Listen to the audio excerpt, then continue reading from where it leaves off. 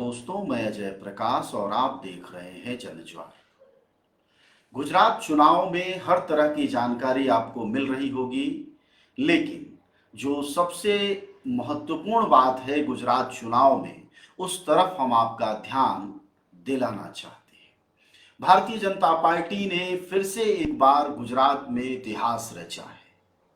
वह न सिर्फ पूर्ण बहुमत की सरकार है, बल्कि उसने कुल 182 सीटों में से 150 से ज्यादा सीटें जीतती हुई दिखाई दे रही।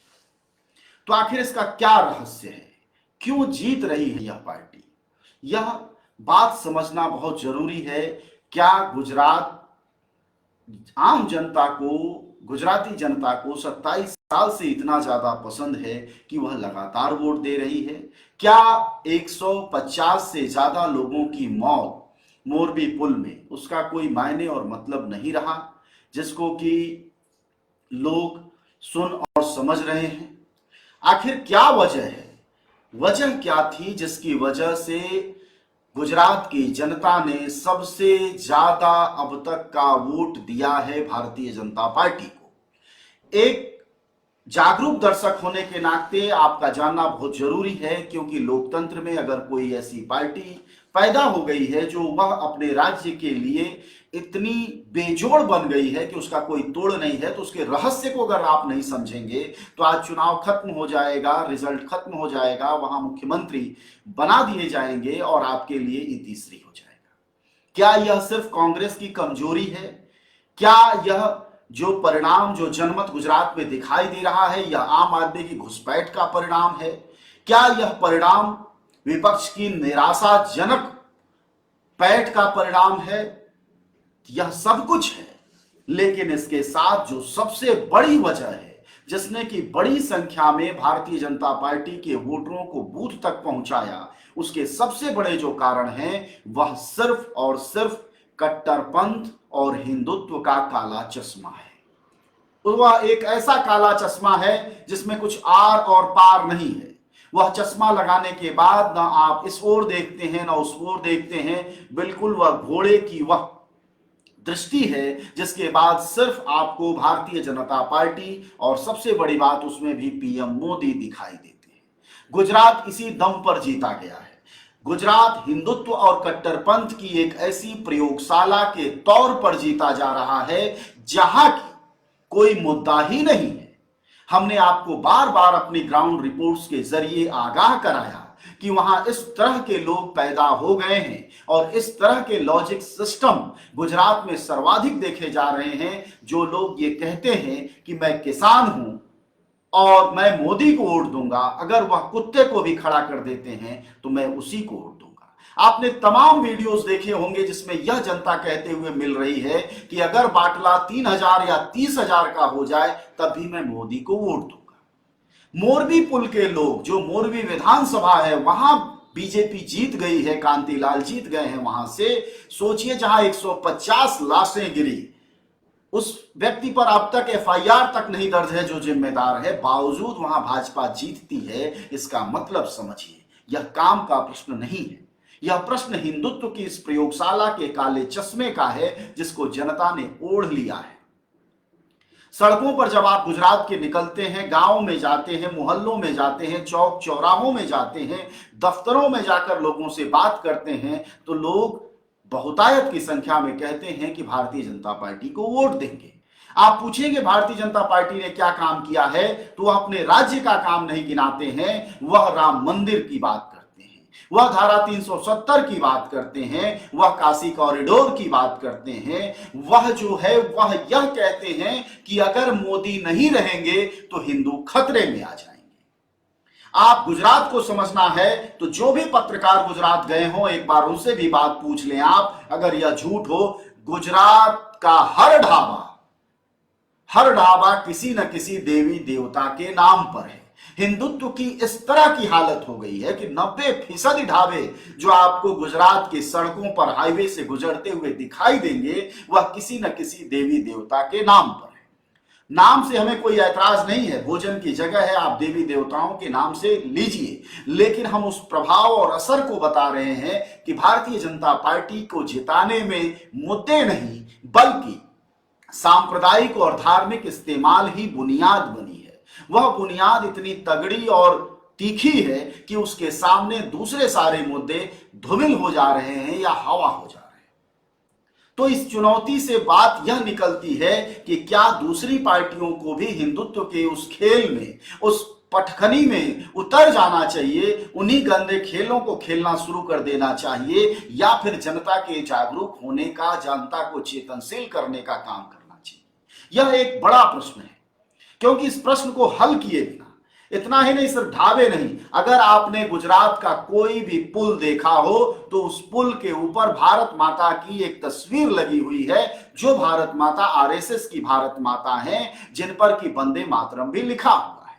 अब प्रश्न यह है कि अगर आप किसी डिबेट में जाएंगे तो भारतीय जनता पार्टी का प्रवक्ता या बैठे हुए जो स्टूडियो में बैठे हुए जो पत्रकारों के रूप में प्रवक्ता हैं, वह आपको कह देंगे इसमें ऐतराज क्या है। जाहिर तौर पर ऐतराज नहीं है, लेकिन उस आप लिंक को पकड़िए, उस धागे को पकड़िए, उस सिरे को पकड़िए जहां से वहां हिंदुत्व का कट्टरपंथ पूरे प्रभावी तौर पर इस्तेमाल किया जा रहा है।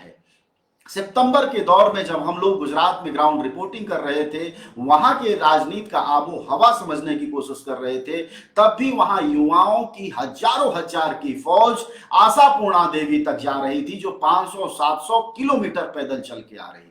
वो सारे युवा वो थे जिनको किसी आंदोलन की जानकारी नहीं, किसी स्कूल कॉलेज में हुए संघर्ष की जानकारी नहीं, किसी मुद्दे पर लड़ाई की जानकारी नहीं, किसी जनाधिकार आंदोलन में शामिल होने का कोई यादगार नहीं, उनके पास कोई याद नहीं है कि वो कभी गए हो। आप सब ये वीडियो जंजवार पर देख सकते हैं, लेकिन हम आपको आज यह बता रहे हैं कि हिंदुत्व की पैठ, कट्टरपंथ की पैठ असल में बुनियादी तौर पर भारतीय जनता पार्टी को जिताने में कामयाब रही। यह जो पत्रकार आपसे बता रहे हैं या जो मीडिया आपको बता रहा है कि मोदी का काम बोल रहा है, उन्हें एक बार गुजरात की सड़कें देख लेनी चाहिए।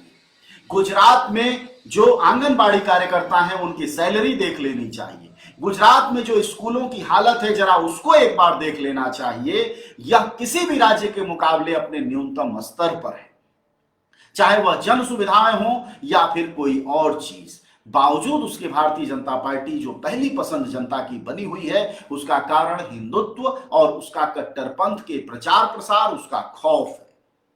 कहीं भी भारतीय जनता पार्टी के किसी एक नेता ने अपने राज्य में किए हुए किसी काम के नाम पर वोट मांगा है तो कोई बता दे, कहीं कोई नाम नहीं।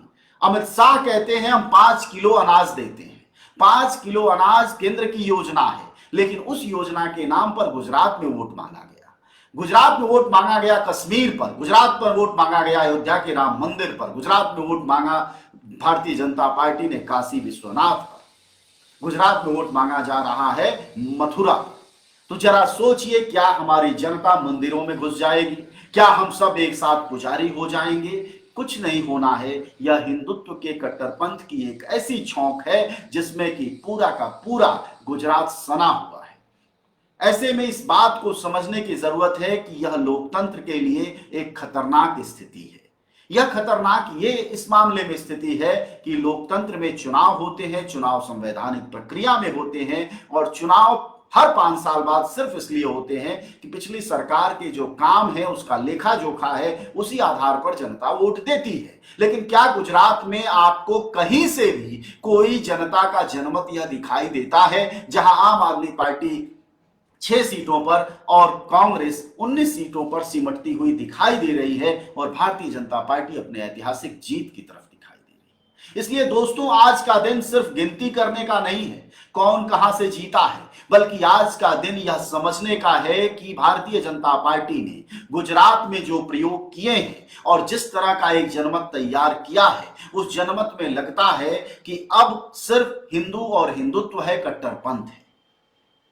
सोचिए, गुजरात से कश्मीर कितने दूर है, लेकिन लोगों को खौफ 370 का है। राम मंदिर कहीं और बनता है, लेकिन वोट गुजरात में पड़ता है। यह सारी शिक्षा है, स्कूलों की हालत, इतनी बुरी है कि फीस इतनी महंगी है कि आम आदमी के लिए अपने बच्चों को पढ़ाना मुश्किल हो रहा है। किसानों का एक बड़ा राज्य है गुजरात, खेती बाड़ी का राज्य है, इसलिए पढ़ाई लिखाई न करने वाले युवा खेती में हैं, और खेती करने वाले युवाओं से जब आप बात करते हैं तो वह मोदी का नाम लेते हैं। उनको लगता है कि जो किसानों की दुर्दशा है उसके लिए लोकल लोग जिम्मेदार हैं। यह एक दूसरे तरह का कट्टरपंथ है। जब आप वोट मांगते हैं, लोगों ने अपने कष्ट की बात कही, भारतीय जनता पार्टी को वोट देने वाले लोगों ने भी कहा कि यहां महंगाई बहुत है लेकिन हम बीजेपी को वोट देंगे, यहां भ्रष्टाचार भयंकर है लेकिन हम मोदी को वोट देंगे। तो जब यह पूछा जाता है, हम लोग जब यह जानना चाहते हैं कि भाई मोदी तो नहीं आपके विधायक हैं, आपके मुख्यमंत्री हैं, कहते हैं नहीं जी हम मोदी जी को वोट। तो यह चेतना का जो लेवल एक विकसित किया गया है कि राज्य का चुनाव हो या पार्षद का चुनाव हो, हर चुनाव का वोट मोदी के नाम पर मांगा जाएगा, यह लोकतंत्र को क्रमशः खत्म करने की प्रक्रिया है। क्योंकि हमारे यहां फेडरल सिस्टम है, उस सिस्टम में ग्राम प्रधान से लेकर और सांसद तक की एक कैटेगरी है, उस कैटेगरी में अलग अलग लोग जनप्रतिनिधित्व प्रणाली कहते हैं। यह सारी चीजें दोस्तों, अब आप ये समझ लीजिए कि अगर इस तरह की जीत हो रही है तो यह सारी चीजें किताबों में बंद कर लेनी चाहिए। यह सिर्फ पढ़ने लिखने की बातें हैं, किताबों में याद करके आप आईएएस पीसीएस बन सकते हैं, लेकिन जनप्रतिनिधित्व प्रणाली गुजरात में या पूरे देश में अब लगभग खतरे में दिखाई दे रही है। खतरे में का कारण सिर्फ इसलिए है क्योंकि जब कोई विधायक को वोट देता है, सांसद को वोट देता है, ग्राम प्रधान को वोट देता है, पार्षद को वोट देता है, एमएलसी को वोट देता है या फिर अपने यहां पंचायत को वोट देता है, तो भारतीय जनता पार्टी का वोटर सीधे मोदी को वोट देता है। यानी उसको एक छत्र, एक ऐसी मानसिकता में एक आधिपत्य के गुलाम बनाया जा रहा है जिससे कि उसकी चेतनशीलता लगातार कमतर हो जाए। वह मुश्किलों को झेल रहा है, वह गरीबी को झेल रहा है, वह शिक्षा को झेल रहा है, वह बेरोजगारी को झेल रहा है, लेकिन उसको लगता है कि इन चीजों का कोई उपाय नहीं है। उसको यह भरोसा हो गया है कि बेरोजगारी चिरंतन है, महंगाई चिरंतन है, अपराध चिरंतन है, भ्रष्टाचार सामान्य है, और इस तरह से उसने भारतीय जनता पार्टी को मान लिया है कि हिंदुत्व को मजबूत करना ही सरकार का काम है। इस तरह की अगर मानसिकता तैयार की जाएगी तो जाहिर तौर पर जो पार्टियां कहती हैं कि देश में बेरोजगारी है, महंगाई है, बिजली का बिल है, पेट्रोल के दाम है, भ्रष्टाचार है, लूट है, नेताओं की बेईमानियां हैं, यह सारी बातें बेईमानी हो जाएंगी और वह होती हुई दिखाई दे रही हैं। अन्यथा आपको कोई पत्रकार अगर यह कहता नजर आता है कि गुजरात की में अपने काम के बदौलत सरकार जीती है, तो जरूर उससे आपको सवाल करना चाहिए कि आखिरकार ऐसा कौन सा काम था जिसमें 27 साल का वो काम नजर नहीं आता है। तो दोस्तों, आज का विश्लेषण, आज का लाइव कार्यक्रम में हमने आपसे बहुत साफ साफ कहा कि जो जीत है, जो वोटर पहुंचा है बड़ी संख्या में, वो बीजेपी का वोटर हिंदुत्व और कट्टरपंथ की दिमागी मानसिकता से पहुंचता है। वह उसी का नारा है, वो उसमें शर्मा भी नहीं, लजा भी नहीं रहा है। वह दम ठोककर चौराहे पर माइक पर बोलता है कि हाँ जी हम हैं और हम ऐसा ही देश बनाएंगे। अब रही बात विपक्ष का वोटर क्यों नहीं पहुंचा, तो इसी को आप पलट दीजिए। उसी की निराशा में, जैसे मेरा हर बार मानना है और इस बार भी मानना है कि अगर किसी राज्य की जीत और हार को समझना हो तो सबसे बेहतर मुसलमान वोटर को पकड़िए। मुस्लिम वोटर पूरे गुजरात में यह कहता रहा कि बीजेपी जीतेगी। ठीक यही स्थिति उत्तर प्रदेश में थी। उत्तर प्रदेश का हर मुस्लिम वोटर कहता था बीजेपी जीतेगी, क्योंकि मुस्लिम वोटर ही इस देश का सेकुलर वोटर है। और वो सेकुलर वोटर होने के नाते जिस समाज में जाता है, जिनके यहाँ काम करता है, उन लोगों की से जब बात करता है, जिस गाड़ी घोड़े में बैठता है वहां जो बात सुनता है, जिस चौक चौराहे में चाय पीता है वहां जब बात सुनता है, तो वह किसी भी पत्रकार के मुकाबले ज्यादा बेहतर विश्लेषक साबित होता है। और इस बार भी गुजरात के हर मुस्लिम वोटर जहां भी जंजवार गया, जिससे भी पूछा, चाहे वो गोधरा हो, अहमदाबाद हो, वडोदरा हो, गांधी जी की अपनी जगह दांडी हो या फिर कच्छ हो या उधर जामनगर, जूनागढ़, जो भी इलाके थे गुजरात के दक्षिण,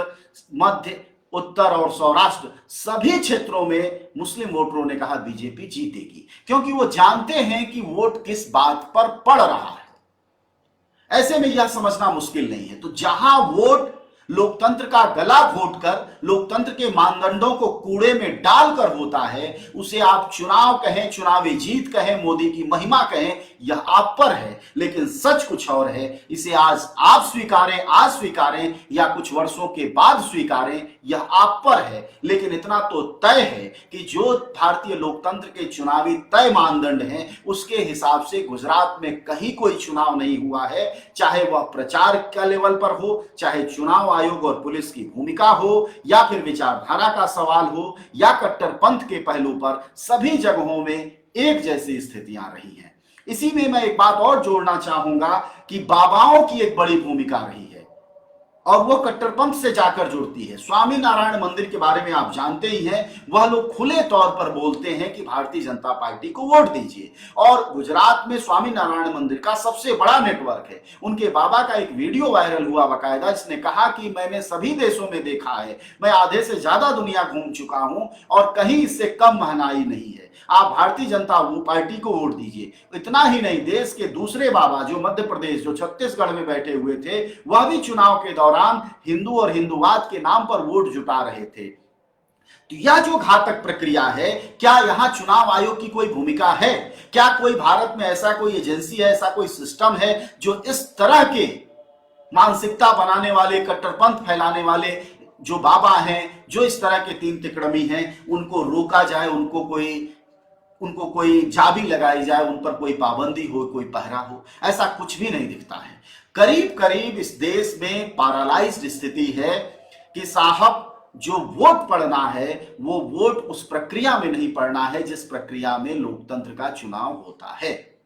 तो ठीक है दोस्तों, इतनी बात आज के लाइव कार्यक्रम में, फिर आपसे मिलेंगे। लेकिन फिर एक बार आपसे रिक्वेस्ट है कि वोटों की गिनती या सीटों की गिनती की जगह चुनाव की प्रक्रिया में हमेशा ध्यान दीजिए कि चुनाव की अगर प्रक्रिया गलत है तो जाहिर तौर पर गिनती अलग ही आएगी, इससे अलग कुछ था नहीं। यह बात जंजवार पहले दिन से कह रहा है कि भारतीय जनता पार्टी जीतेगी और वो जीत गई है, लेकिन जीत की प्रक्रिया पर भी हमने पहले दिन से ही सवाल खड़ा किया है और आज भी खड़ी कर रहे हैं। यही से उम्मीद भी निकलती है कि अगर चुनाव की प्रक्रिया बदलेगी तो यह जीत का तरीका भी बदलेगा और जीत का यह शतक भी खत्म होगा।